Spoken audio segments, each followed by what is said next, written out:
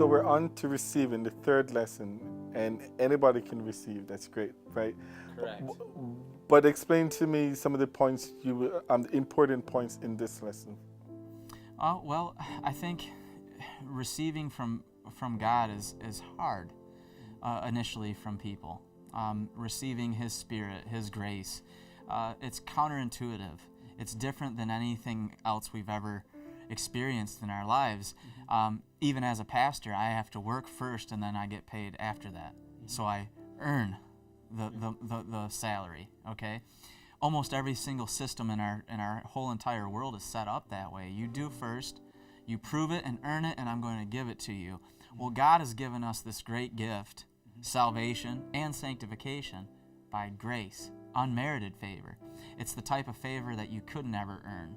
And so it's a humble position to take, to say, I just have to receive with open arms and there's nothing I can do to earn it. And that's very important, especially in terms of the gift of salvation and when we're talking about receiving His Spirit. That's His nature, His presence in us. We didn't do anything to earn a holy, awesome God dwelling in us. It's just given by grace. So we have to be in a position and in a mindset that receives that. And why that's so important is because our commission to go make disciples of all nations, and this is how it fits all with TVR, to go make disciples of all nations is impossible unless we're experiencing that. And so, to really experience it and have change and make this transition from me being affected to now I'm going to influence the world for Christ's causes, I have to be experiencing that myself, and it's impossible unless I'm willing to receive by grace what He's giving me to accomplish that feat, those tasks. Which means it's done. The point you made in the lessons, in this lesson, is that it's a finished work, and all we have to do is receive it. Right. There's nothing we can... Absolutely, Kirk. There's nothing we can add to God's work. Right. We can agree with it. We can let Him accomplish things through us and nudge us on, and we can even participate in that. It's not just sit there and let God do everything like He's going to come in and treat you like a robot with a remote controller. But when you're changed and you have that passion and you have His heart and He works on your heart, that automatically transitions, because God's a part of it, into action, into work, into doing. But the work of saving us and sanctifying us is all Him. He proved over and over in the Old Testament that man can't save himself and man can't make himself holy. Right. And so that's a gift. Yes, we have to receive it. So the key word here also, man, is if it was finished or good, right? So for salvation, it can get, man, a little tricky. So in a sense, we receive, but is there a sense of salvation where we still have to receive in the future and we don't have all of it? There's still more receiving to take place, if that's what you're asking. I can elucidate this a little bit for you. And how does this also fit in with how we celebrate our Sabbaths? Well, there is a finished work at the resurrection. We're not experiencing that yet. We're getting glimpses of it. We have heaven in our hearts, but we haven't received a resurrection to a new heaven and a new earth yet. Right. And that's the total finished work. But in God's eyes, who's outside of space and time, it's already a finished thing. If you read the book of Revelation, He's already got it planned out, mapped out, and it's just going to happen. So from God's perspective, I believe totally that it's already finished. Right. He's just waiting on who's going to be involved in it. Right. So it's done.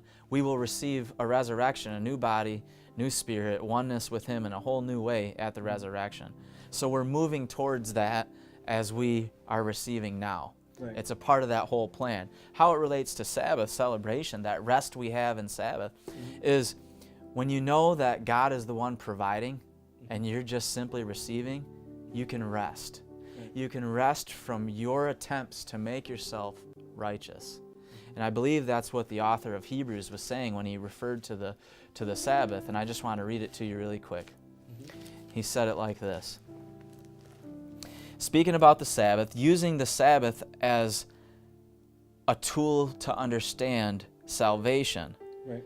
the authors of Hebrews is speaking to Jewish Christians who had a hard time understanding that Christ was a better covenant, that the new covenant was a better covenant. Christ was a better high priest. The word better is used over and over. And in that context, he's going to start to talk about the Sabbath, something very familiar to Jewish believers. And so he starts to say, since therefore, this is in verse 6 of chapter 4, since therefore it remains that some must enter it, speaking about the rest that we have, the Sabbath, as a memorial of the rest we have in Christ. Since therefore it remains that some must enter it, and those to whom it was first preached did not enter because of disobedience, again he designates a certain day in David, saying, today, after such a long time, as it has been said, today if you will hear his voice, do not harden your hearts. For if Joshua had given them rest, then he would not afterward have spoken of another day. There remains therefore a rest for the people of God. This is the key text, verse 10. For he who has entered his rest, talking about God's rest in Christ, has himself also ceased from his works as God did from his. Now, which works did God cease from? In the beginning, when God created, on the seventh day he ceased. It wasn't because he was tired. We know from Isaiah, God doesn't faint nor get weary. Right. What we do know is that the work was done because it was very good, and when a work is very good, you don't need to do anything else. It's done. It was finished. And so when you see the word finished in Genesis, there's a ceasing. Well, what was very good became very bad through sin. And so God spends the rest of the Bible from Genesis 3 all the way to John 19 making us very good again. And when Christ was on the cross and about to give up his spirit, he said, it is finished. And so the Sabbath is a memorial of ceasing because God provides, like he did in the beginning. Man didn't have to work too hard to make himself exist or persist in existing. I mean, think about your heartbeat right now. You're not working hard to make your heart beat. You're not working hard to receive oxygen that helps you function and flow. So the same, Adam and Eve were just products of grace. Something they didn't earn was given. And so they could rest in that God would sustain them. Again, in Christ, after what was really good became bad, we can rest in his work to make us right again. Right. And to call us very good again. And so a Sabbath, a ceasing, always follows a finished work of God. And when he finished making us righteous on the cross, a Sabbath ensues. And so I like to think of Sabbath, and I believe it's consistent with the Bible, as more than just a commandment. Right. It is a memorial of salvation, Right. a memorial of creation, a memorial of God working what man could not work out and making us very good again, Right. which is what we lost after he first made us very good in the beginning. So it's an awesome flowing, it all goes together. Like, I was going to ask you to re-emphasize the fact that it isn't just a commandment, and I'm glad to say that it's to bring this all back together again. It isn't just on the nights that we have Lord's Supper, right, to think about his death and so on, but holistically, just to think about that this entire work is already done in Christ, and we can have a part of it now, and then there is a future that we point to when we'll have a true Sabbath again in the future. So how does this link to us being like a wife and a husband relationship? Well, I guess one of the ways I would describe the covenant relationship and how this applies is in relationship, a marriage relationship, those are supposed to be founded on love. After all, the God of love instituted marriage as a representation of his connection to us. And so the God who describes himself as love itself, not that love is this abstract thing that God possesses. No, love flows from him. Okay, it's defined by him and through him. Marriage is about receiving.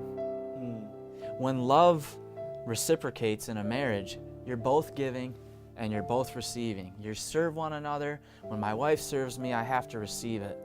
It's by grace. Sometimes I don't earn it. Same thing, when my wife receives something from me or when I serve her, sometimes I just do it because I love her. It's not because she earned it per se. I mean, in a way, maybe she has because she puts up with me. But still, it's kind of a representation of how the relationship between divine and human works. there's a giving. I mean, God gives to us, we worship. We lift our hands. There's not much we can give God except serve His people, love one another, be a reflection of Him to one another. And when He fills us, we're ready to go fill others up. So it's a receiving so I can give, and then when I give, I receive more. It just kind of, it reciprocates. Right. It's a cycle. Happens in marriage often. Again, this sounds like and is a great deal. It's the best deal. Best deal ever. Since sliced bread, or even before sliced bread? I think it was before sliced bread.